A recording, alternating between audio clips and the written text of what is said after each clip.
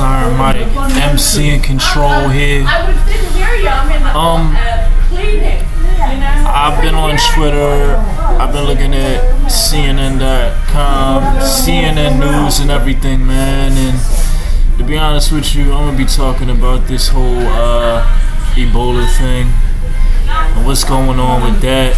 You know, another attempt at the mass media to deter, ruffle your feathers, and everything in between.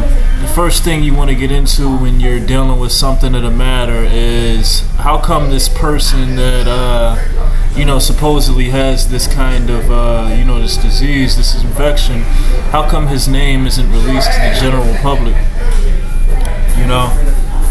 Or being as it is that kind of information is so confidential, how is it that approximately the 80 people? And who are the 80 people? How come, there isn't anybody on the behalf of anybody that knows who was confirmed to be infected, or there's nobody that is actually there to speak to the press, whether they're from the medical community or whether they are somebody that directly knows, these people that, have been infected. Another thing to really peep game too is the African media bias that's going on.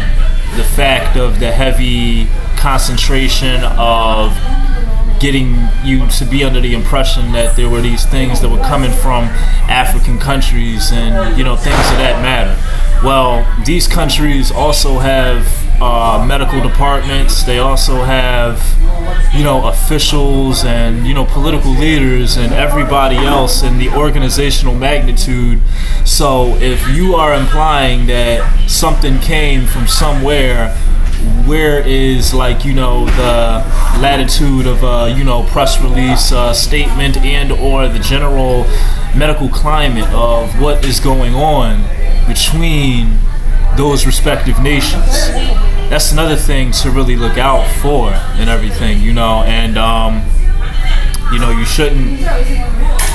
shouldn't keep anything valid of what is fact and fiction and what appears to be generated from hoax perspective. Cases like this are extremely coincidental under the lines of what was there with SARS or anthrax and everything in between. But in terms of what you can really do to dispel hysteria and not get yourself swept in a bunch of things that are tactics of propaganda and etc., just look into the actuality of what pertains to dealing with things along these lines.